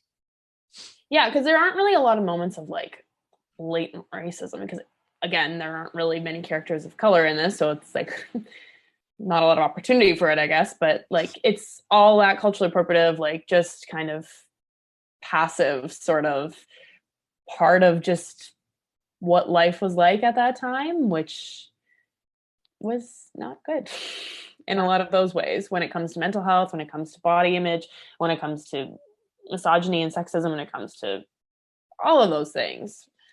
I don't think it's the worst of its time. No, definitely not. No. But like there were quite a few moments where I was like, oh. Yeah, more than I anticipated. Yeah, more than I anticipated, like more than I remembered rewatching it. I was like, Yeah. Yeah, and it's interesting to like evaluate them. Be like, all of them were like nothing was great, but then having to like compare it to like other movies and like, why am I able to excuse this movie more than others or whatever? That's true. Yeah, is it just because I like the rest of it so much more? Yeah, like there was so many like like in a messed up way, like there's so much that I enjoy about this movie that I'm like, I'm willing to look past it, but it's like I shouldn't. Yeah, I think that's why, honestly, like I think you said that you liked this movie better than you remembered. Like you enjoyed it more. I felt kind of the opposite, where like, and there's nothing wrong with that. I don't mean like, how dare you not realize all these shitty things about it? But like, I think I had just like, I idealized this movie a little bit in my head, and then like haven't seen it in a little while, and I still love it. But rewatching it, I was like, yeah. And I think, just like the overall plot being pretty misogynistic, I was kind of like, it's still fun and I still like it, but I can't quite love it blindly the way I did before. Yeah, that's really true. Yeah, it's really hard to enjoy content that is from the past, because it all like I didn't catch any transphobic jokes, which is sadly kind of a win for a 2000s movie. Yeah, true. But I might have missed it. Yeah, I think like we look to like Legally Blonde too, obviously. That's kind of the only thing we have to now, because that's the only other episode we've done. But and Legally Blonde had a couple moments like that, but not as many. And also I think maybe just because there was such a positive message that Legally Blonde was sending, and like it was so ahead of its time in so many ways, that it did had a couple of blunders, but it felt a little more well-intentioned. Yeah. Whereas this movie was like, okay, this isn't really saying anything that important. It's not really like teaching us a lot. It's not ahead of its time in any way. So those little blunders stand out even more because it's just like, Yeah. well, there's not really a lot positive coming out of it other than it's just entertaining. Yeah. Yeah. And like, I don't know, there were some comments and stuff that made me feel like kind of sick for like moments after, especially honestly, like that, like Tourette's joke. I felt like sick for the next like 5 minutes. I was like, I'm upset with him. Yeah, especially when it's coming from the main character, one of the main characters. It's like hard to stomach. Watching that the first time, I didn't know it was gonna happen, and I thought like they were gonna like do this whole like yikesy actual Tourette's thing. Oh my gosh. I just thought that like because he said Fair. it, she didn't like laugh, nothing happened like when he said that. It wasn't like a clear joke until after. Oh, like you thought like I thought like you genuinely I thought like they were just gonna like do this like shitty like stereotypical Tourette's scene, and I was like, oh my god. Yeah. And I felt like very glad they didn't do that. I had like a slight moment of relief where I was like, oh, saying fuck, but like only a joke. But like, you know, even then it was like, yeah. Can we not? Can we not? Yeah, let's just not. Let's just cut the it bullshit is funny on its own. You don't need to like that scene is funny enough on its own. It's sweet. It's like the idea of like these like older, like his parents is like older people just fucking like swearing at each other and and they have so much fun with this game. Like it's such a nice scene and it's funny in its own way. Yeah. Why do you need to add that in? Like it would be funnier like if he didn't acknowledge it at all and she was like, what's going on? And he was just like, anyway, like let's go outside. There's opportunities for a better joke there, I think. Totally. It was lazy. It is lazy. It's super lazy. Yeah. And not funny. No, it was not funny. It was like yeah. So definitely not the best. Again, I don't think it's the worst. I think we'll encounter worse as we go on, but not the best. No, not the best. Not in that sense. Well, in a really difficult way, do you guys want to move on to our favorites? Yeah, kind sure of an awkward. Let's switch it up. But we're done with this now. We're done with talking about how problematic it is. We want to be happy again. I think we've said our piece. I don't think we need to go any further. I agree. I think people will get it. Okay. Favorites. Best, most iconic outfit. Well, the yellow dress. I think the yellow dress. I also think the matching family Burberry. Oh, so true. Really good. I also have to say, special shout out to Mrs. Delauer in the red dress and the red wig. My jaw dropped because I kind of forgot about it. Get me started on that bitch. I love her. I love her so much. No, she's not. I want a spin-off. I want a spin-off about just her. Yeah. Just like TV shows about she's her. just delusional. She's just like a delusional woman. She's just like, thank you for my gifts, sir. She is just like in literally her own world, living her best life. Oh yeah. Nobody can bring her down, and that is what I aspire to be. Yes. Why is she like? She's just in love with Ben, and I think she's just in love with life. I think she's in love with like attention. Like, yes. All of it. I love. If you decide something is a certain way, so it will be for her. Yeah. Like there's no telling her the power truth of this woman. She's just like, this Matthew McConaughey, I think, is my boyfriend, and so he will be for the rest of she makes her own truth for a time. Yeah, and then like she gets up and like when she thinks the song's being dedicated to her or whatever, she's just like, oh, you shouldn't have. Like she's just like, oh, it's just delicious to me. That's the kind of woman I hope to be one day. Delicious. She is the most iconic outfit. Yeah. But that little red number with the red wig is just so fun. I was like, she pops in the room. Like, oh, okay. But also to go back to the yellow dress, that Isadora Diamond. Oh, did you know? I read in one of those articles like those were real. Yeah. Harry Winston, baby. Yeah. Thank you, Harry. That dress was designed by a German designer. I read that, but then in another article, I read that it was what's her name? Kate Patch, something like that. I read designed it. They co-designed it. Yeah. Okay, in one I read that it was a German designer, and another one I read that she designed it. Turns out it's both. Perfect. Yeah. Big it's joke. Both. It's beautiful though. And that is a look, that is one, I think that's timeless. I think you could wear that now and look gorgina. Like the backless, the beautiful silky material. It looked so good on her. Her hair not. Oh, so sleek. Really nice. Oh, her hair throughout the movie though is wild. It's a wild journey. It starts off super frizzy. So bad. frizzy and straightened, and then I guess later on you find out she has curly hair, which I'm like, girl, you look so much better like that. Should have worn it. But then when she's at the ball, it's so sleek that I'm like, how did you? I don't know. Though I guess that's like, she was straightening her hair to, fit in with the magazine world, and she finally wore it curly when she was, open and honest with, well, not fully honest, but Yeah, I just like don't understand how she got her hair so sleek for the gala or whatever, and she couldn't do that earlier in the movie. Like, if you knew how to do that this whole time, why didn't you? Yeah, why did yourself show up to work with that frizzy dead hair? There's also like one point where they're in the bar again, and like when they first meet, and you see her from the back, and her hair is like all one length, and then a little bit more another length, and it looks like maybe really bad extensions or something, but it's just like rough, just a tiny little bit. It looks like just but like it looks so weird, and then you only see it for like a second, and it's the first time I've noticed it. But I was like, oh, so her hair is a wild journey throughout this movie. Okay, what about the best side character? Shout out to Krull the Warrior King. I love him. He's so cute. At the end, when Ben is like, after they've like broken up, I guess, like when he's like just kind of talking to Krull, and you don't know it's Krull at first, and then you like, and it was just like, he's so cute. Also, Chinese crested dogs in 2000 movies. That was a thing. I know. Where did they go? Like, they're not around anymore. Don't know. Anyway, no, I wouldn't get that dog. No, I wouldn't choose to, but Krull was pretty cute. Yeah, he's all right. Especially in the Burberry. Yeah. Not my type. Not my type. I would say my favorite side character is Catherine Hahn, because I love her. And although her as the therapist was a slightly appropriate V, it was a well done performance on the end of, I could really see Catherine Hahn acting as Michelle, acting as a therapist. And I was impressed by her. I just really like her a lot. Yeah. I will say there were a lot of like super strong side characters in this that I felt like a strong connection to. I agree.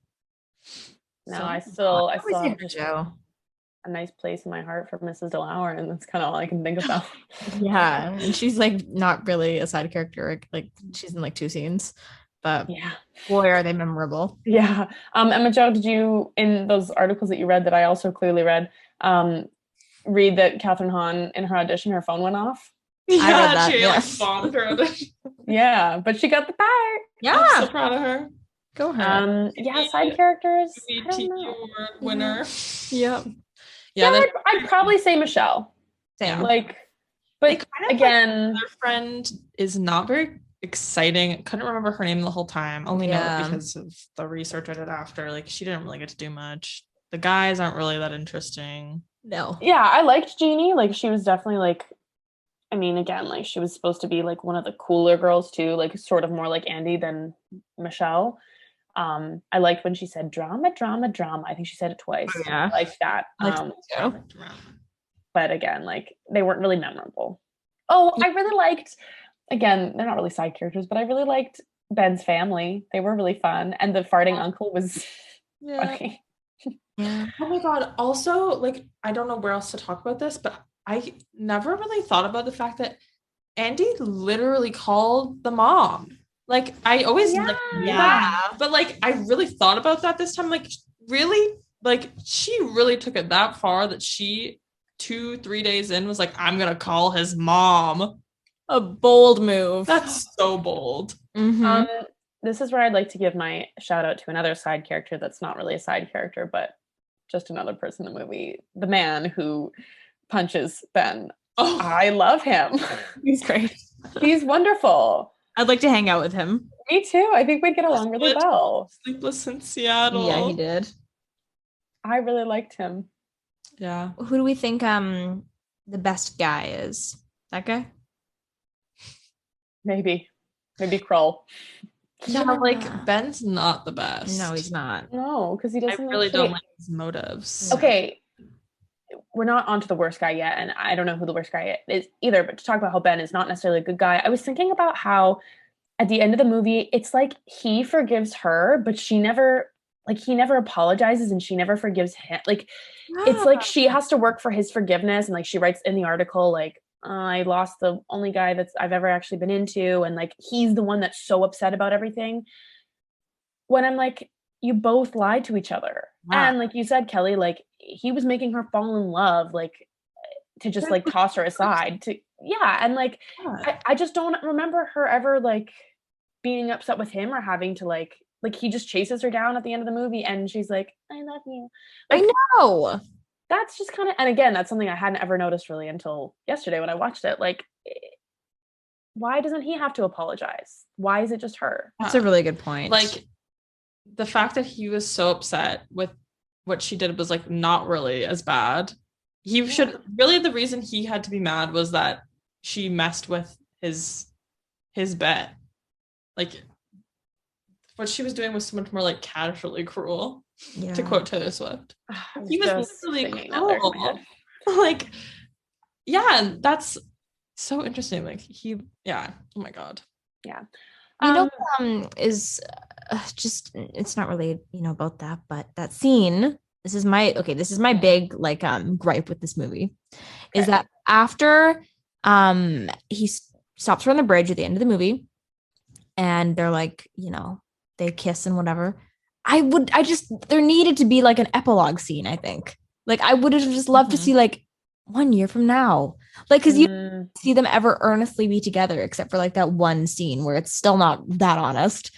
I would have loved to like just see like, just a quick, like at the end of Legally Blonde, how they changed the ending to, because you want to see what happens. Like I would have loved to see like, maybe they get married, maybe like, I don't know what. Like I just would love to see like a 1 year from now scene. And I felt little blue balls to the end of the film, because I was just like, oh, okay, that's it.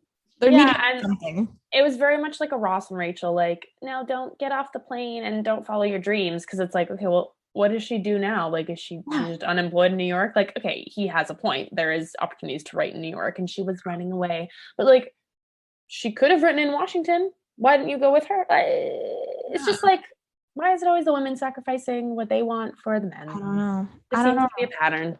And I would have liked to see what job she ended up with. I would have liked to see like her like be at her job and get a call and be like, okay, honey, I'm coming home. And you see her wrap things up at her cool, like journalisty place, like her dream. And then she goes and I don't know, whatever. They maybe a walk crawl or something. I don't know. Walk crawl, like just something of like seeing, I don't know, seeing them actually together in a real way.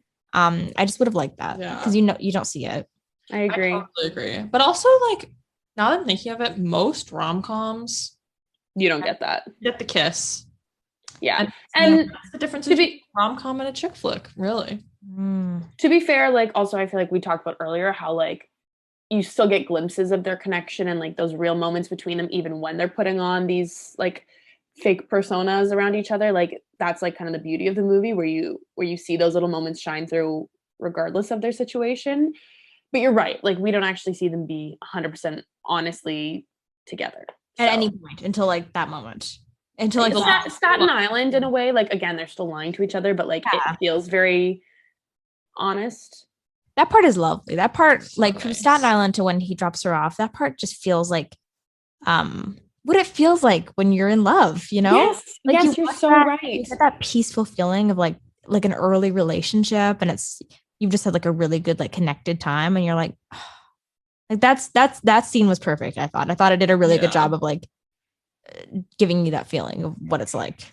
I absolutely agree. And like I don't know if you guys have ever like I've done that where I've been like taken to like my boyfriend's hometown or like where they grew up, and like you kind of like see this other side of them, and like it really gives you like a new insight into who they are, and you see them around their family, and like it changes things a little bit, like and like almost like a first trip together. Like okay, for them it was like Staten Island's not that far, but like it just sort of changes something, and like you see this like more like I guess honest sort of side of that person because it's like their childhood, and kids are so honest. I don't know if that makes sense. But yeah, like it was just, you're right. It was so like that, like pure, like just content bliss from that like early stage where it's like, oh, this is right. This is meant to be. Like, this is it. Yeah. And their first, like the like shower scene when like the first time they have sex, like that is like, I found it was like such a nice, because they had like obviously like hinted at it and like tried a couple times before, but it was so like soft and like gentle, but still sexy, and like still like, it was just very nice. Like it was just very like real. Yeah, I think so too. And she puts her arms up. Oh, that was funny. Yeah. Yeah. Take my shirt up. I know that was that part took me out of it just a little. Yeah. It's so funny. Like, but then it's like funny because he kind of laughs at her and he's like, okay. Yeah, it's funny. But yeah, I would be funny for really hurts. Okay, time now. Oh yeah. Vaccine. Luna was vaccinated today, everyone. Yesterday. Oh, I don't know the days anymore. Yesterday, but my arm still hurts. Anyway. Who's our best guy, huh? Oh yeah. Oh. It's a hard, Honestly, I don't know. I don't think any of them Yeah. are the best. Yeah, but if we had to choose one. I guess Matthew McConaughey, because I can't think of anyone else. I know. Yeah. It's like, I guess he redeems himself A little. enough. What about the farting uncle? Yeah, Sure. Give it up for the farting uncle, everyone. Or the guy, I mean, I don't always condone violence, but I don't always. But when I love the Sleepless in Seattle guy. Yeah, sure. I'll give it to him too. Perfect. The worst guy then, huh? Again, it's like, what? I'm also unclear here. Yeah, because it's like none of them were like so awful, Mhm. but none of them were good. Yeah. I'd say like maybe Ben's boss, if there was the moment of him kind of objectifying his employee. Yeah. And generally just condoning not very professional behavior. Yeah. But that's, He's not the worst, though. that's not the worst. Yeah, honestly, could be Ben. Like, Yeah. He could be like the best and the worst in a way. That's what I have written down. Well, his friends aren't great. No, they're not. But I don't know enough about them. I would say, I just, yeah, like what you said, Kelly, like trying to get a woman to fall in love with you and then like, what, just casting her aside after that? Like, that's really shitty. yeah, It's not great. He's and the he best did and the it worst. without like Any remorse. Yeah, he was like, this sounds like a great fun time. Like he was never like, oh, I might feel bad. And to be fair, like she wasn't either, but he was like truly like His is so much emotionally worse. manipulating somebody. Yeah, hers is like, I'm just gonna annoy some guy and then whatever. Hope he dumps me. Like, Yeah. It's not like I'm gonna make him fall in love with me. It's like quite the opposite. yeah, hers is like, okay, I might waste like 10 days of this guy's life, but his is like, I will maybe emotionally destroy someone. It's like, I think he might not have a conscience. Yeah. So he's the best and the worst, I'd say. Yeah, I'd say so too. What's your favorite scene / moment? I actually have to give a special shout out to the opening sequence of this movie because it wasn't nearly as fun as Legally Blonde's, but it was fun. Yeah. Yeah, it was fun. I really like the outfit she's wearing when she's arguing the ticket. She has like Yeah. Oh yeah. I forgot about that. That was good. Mhm. Yeah. I liked that. And the just like, the magazine covers and like just it was very fun.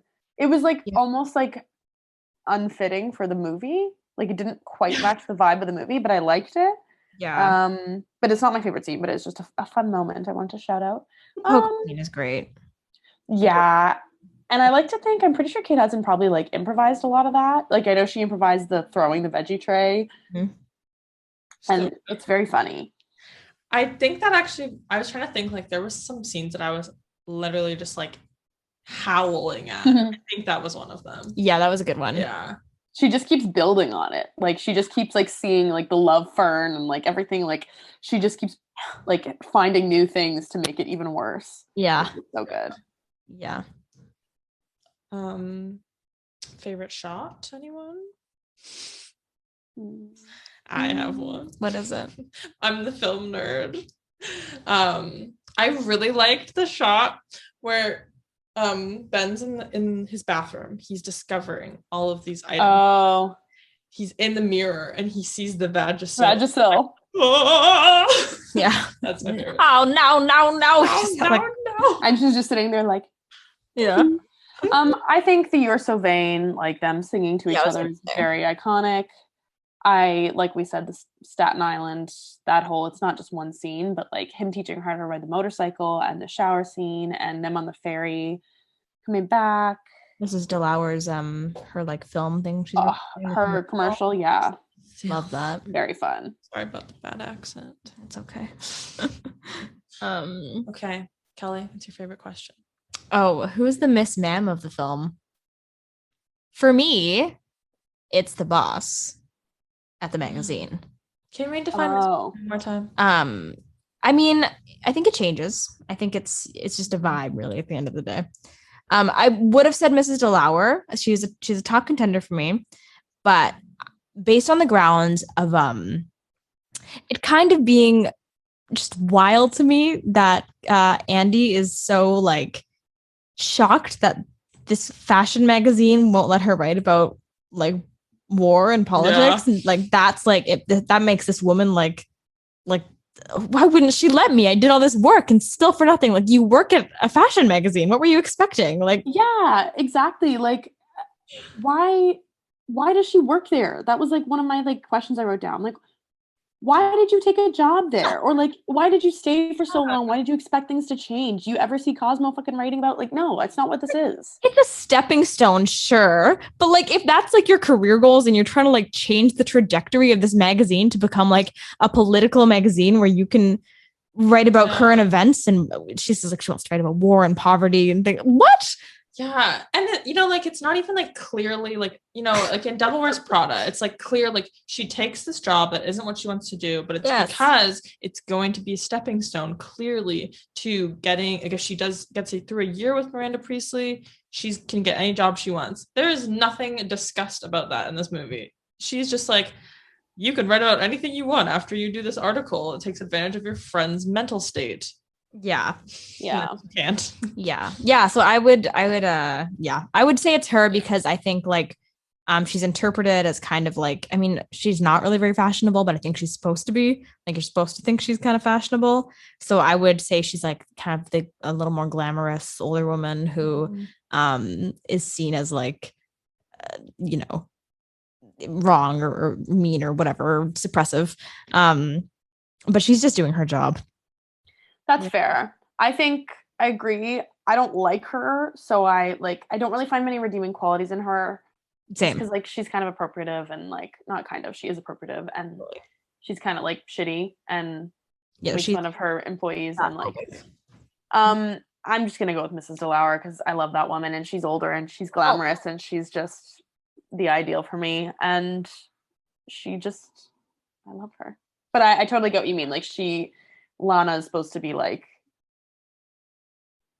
okay. Also, though, when she tells Ben, like, what an idiot. So this guy's like, I have to go. This woman's in love with me. This beautiful woman in the yellow dress points to Andy, and she's like, oh, that girl. You should hear about the guy she's dating. Like why? So stupid.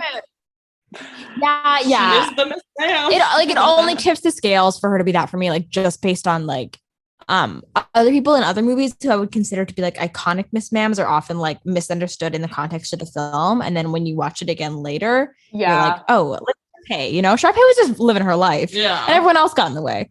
But I would say that's like partially true for this woman, although I agree she doesn't really have any redeeming qualities. I don't really like her. And Mrs. Delauer she's like that bitch. She's that bitch. Mm-hmm. I think if Mrs. Delauer in the scene earlier, Same, then she would be more that bitch. I think both of them are. That's my sweet. I have too. Yeah, I agree. Yeah. Okay, so on to the rom-com features, because this is a rom-com. Mm-hmm. The meet cute is not really a meet cute because it's staged. And there you go. Hungry, starving. Leaving now. Yeah, it's not the best once again. But I think their relationship it pays off. Like, there's a nice slow burn with them. The meet cute is like not existent. It is funny, that first interaction though. I like it. I liked watching it. It was so weird. I wish there was like an internal monologue for each of them in that scene, and they'd be like, say they're weird, starving, and then be like, he's totally in, and then he's like, I got her. And they're like both thinking that it's was working easy. Yeah. How hot is the love interest really? We kind of talked about that. Hot for 2003, I guess. Maybe tell us in the comments below. Tell us on social media on the comments below what you think of Mr. McConaughey over here. Is he hot or not? Please smash or pass. Yeah, smash or pass him. Oh my god, we should start doing that. Oh my god, really good. From now on. Is the conflict realistic? Well, it's interesting because like it is and it isn't. It is and it isn't. Like, it makes sense that they don't tell each other. Or no, it makes sense that she wouldn't tell him. It makes a little bit less sense that he wouldn't just like lie to his boss and be like, yeah, just tell him that you love me. Yeah, I guess, yeah. It's you know what? I think it's not realistic that they would both hold on for so long. I think like when we watched Legally Blonde, we talked a lot about how that didn't really, like, miscommunication was not a part of that plot and that conflict. Mm-hmm. And this like so exemplifies the miscommunication plot and like how like they really do like each other, but they both have a goal. It's not one of those movies where it's like, oh my god, if you just like checked your phone, then like this wouldn't be, you know, like there's some movies where it's like, okay, the conflict is really riding on this one specific thing that if they had just done this one thing differently, everything would be so fine. There would be no conflict. This is like not really like that, and the conflict is interesting. I mean, I don't think it happens every day that somebody's writing a column about how to lose a guy in 10 days and a guy is doing a bet about how to get a girl to fall in love with him in 10 days. That doesn't always conveniently line up in our lives. Sometimes. But sometimes. But not always. Yeah, so it's a medium. Yeah. Agreed. Yeah. Okay. This is my favorite question. I'm really excited. Who are we in this movie? Who are we? Can I tell you who I think I am? Yeah. I really want to know who you think you are. I am the Sleepless in Seattle guy. Oh my god. I sometimes choose violence. I have an Aries moon. I get angry kind of easily, and I love rom-coms and chick flicks. And I would be upset if somebody was I would definitely call somebody out if they were talking in a movie theater. I 100% would say, hi, can you please be quiet? And if they really provoked me, maybe I'd go outside. I don't know. I think he's a perfect example of Aries Muna. Yeah. But I think you also have a little bit of Catherine Hahn. Yeah, you're Michelle Cancer. At her breakup, at the start, she's like, I'll never love again. She's like, I'm so upset by this. The best week of my life.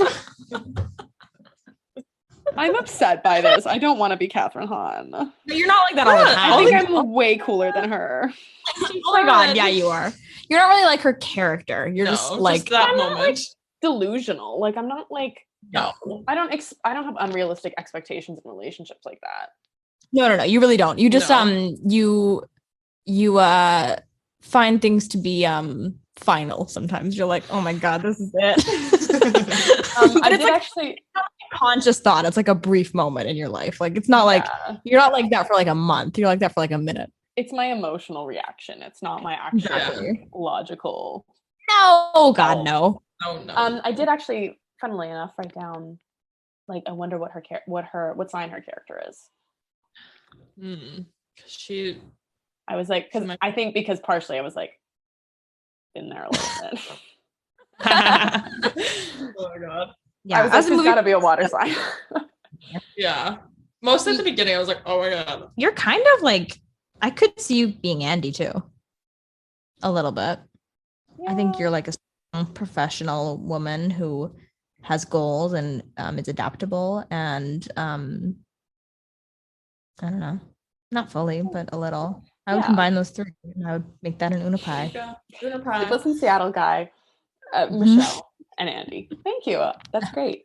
Yeah, I Now that you say it, I definitely wrote down what sign is Michelle, because I think I was like, she's got to be a water sign, because I know this a little too well. So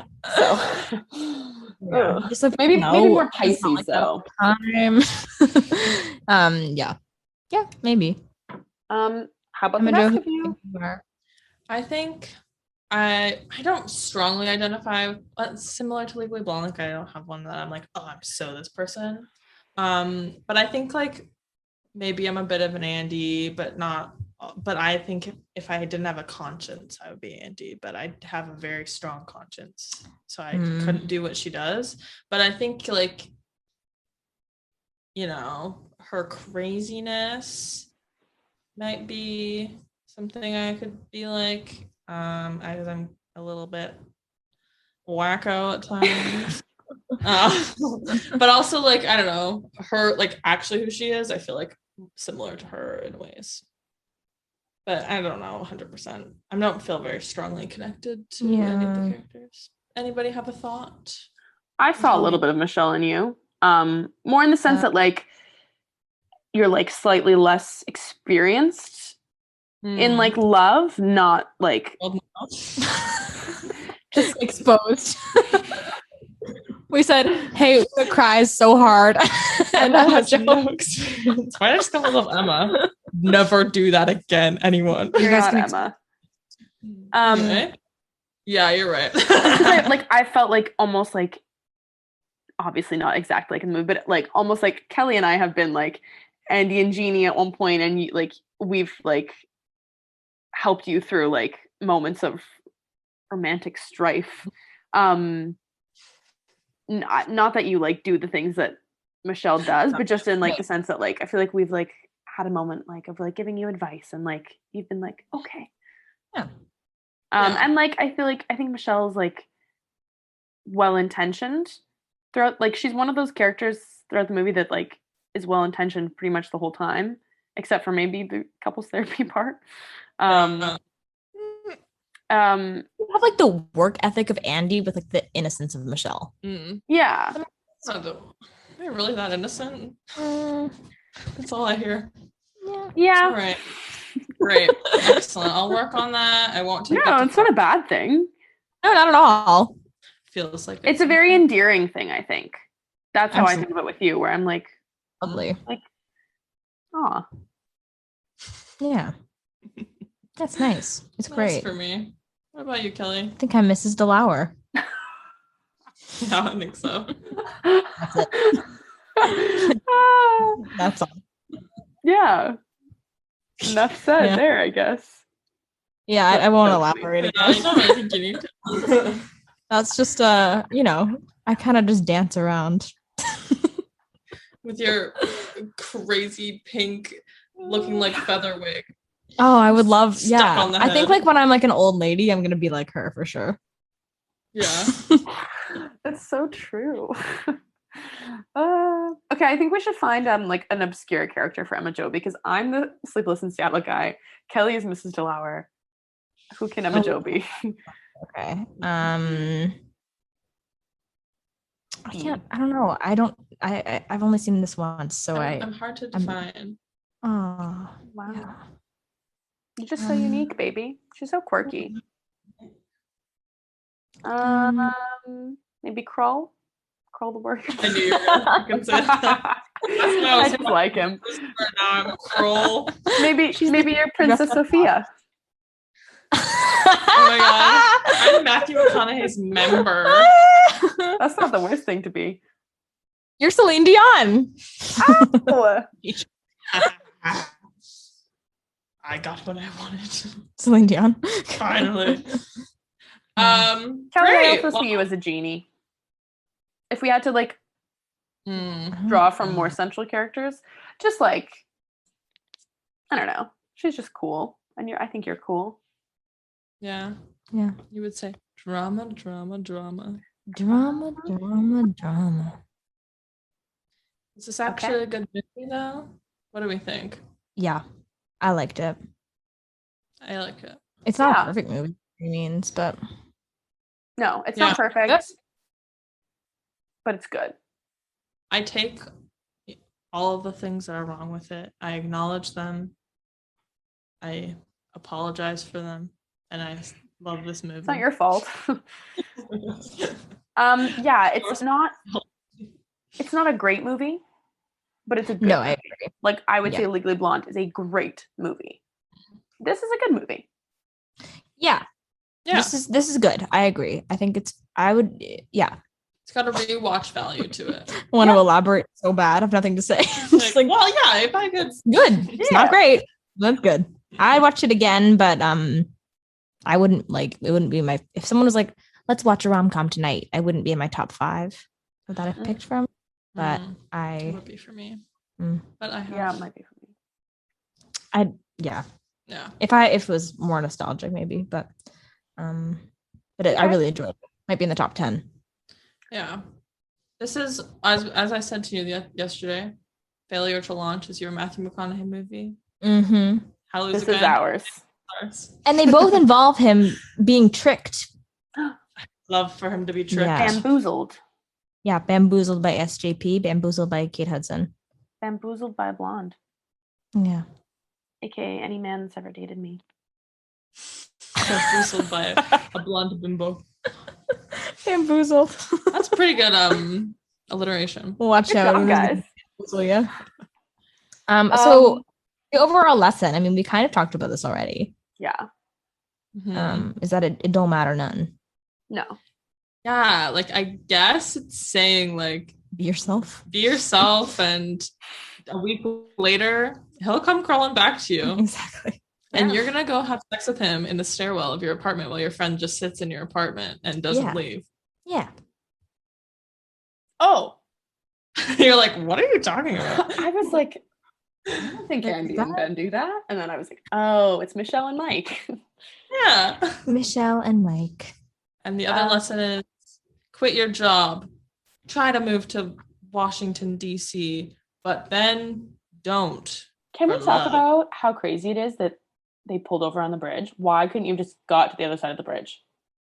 Oh my God, I would love to know. The taxi pays the taxi driver to take her luggage back home. How is the taxi driver going to know where her home is? He's not going to remember. Yeah. He's been to so many places in the day. Like, he's not going to be like, oh, yes, her address is blah, blah, blah. Well, he just picked her up from there, but... Yeah, but he might not remember like the exact house. They might not get there at the same time. Why can't she just get in the cab with him and I'll go meet you back at your place? Yeah, we'll see you. We'll see you in like 25 minutes. Do we really need to do this? Come on, she's gonna lose those bags for sure. Like what? Yeah, it's insane. It's crazy, but a lot of stress. Here's luggages full of stuff and like $50. Yeah, I don't know your name. I don't know your number. Bye. Yeah.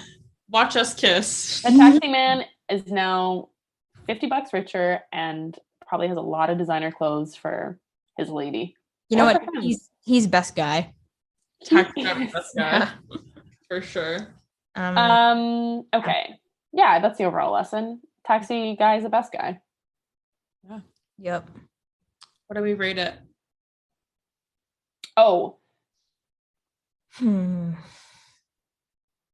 I would give it... I have one. Oh, I was... Okay. Oh, no, you go. Go ahead. No, you go. Okay. We'll cut this. I would give it 3.5 Delauer diamonds out of 5. I was going to say Isadora diamonds. So good. Really good. Really good. And I agree. 3.5. No. I'm going to give it 3 love ferns.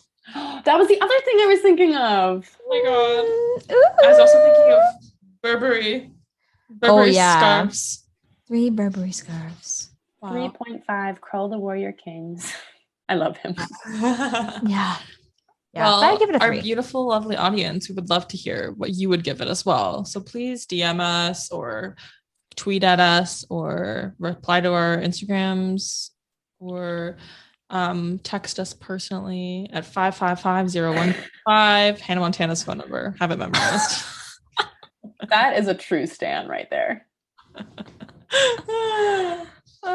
And we can talk about next week's movie, which is going to be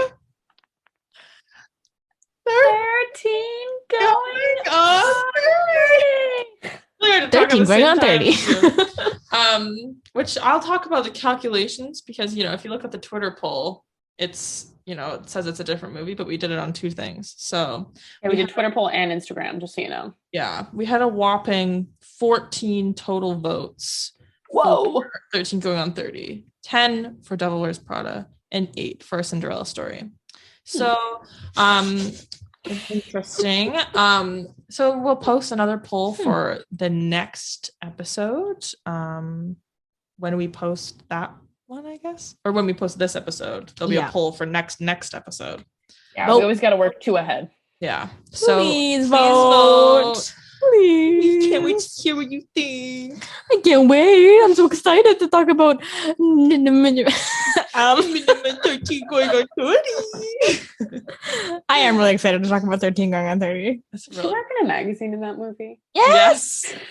It's also basically like a cosmopolitan. It's and Devil Wears Prada also. Mm-hmm. Oh my god. We should make a count of how many involve working at a magazine. So true. So far, 1. That's 1. 3. Well, out of the ones we've done. 3.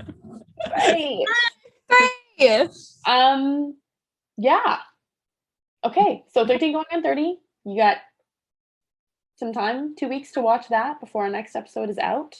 So watch it and then listen along. Let us know what you thought about How to Lose a Guy in 10 Days. How many Love Ferns or Isadora Diamonds you give it out of 5. What would you do to lose a guy in 10 days? Yeah. God. Oh, That's a really good question, Kelly. dang. Okay, let's end off this episode by answering that. Yeah. I just wanted to say, one of the things that he does to get her with the 100 white roses, instantly I'm ghosting you. Instantly, I'm not responding to you. After 1 date? Yeah. That's so scary. Absolutely not. How does he know where?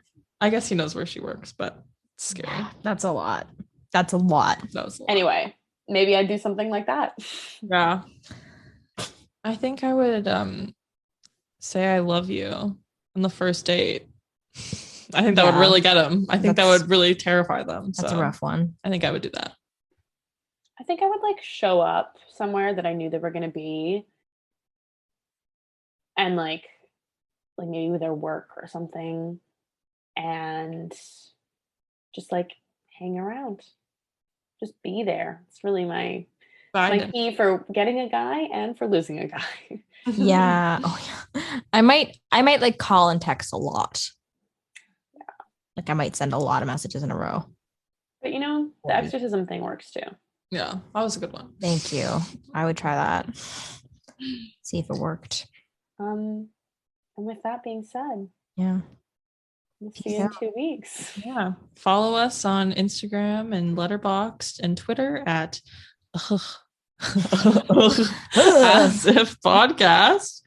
And rate and review us on iTunes. But only if it's a perfect rating. 5 out of 5, please. I cannot take any more criticism. And tell your friends about us. Please. Tell your single guy friends about it. Oh, yeah. We're really Please hot. do. All right. Bye. Bye. Take it easy.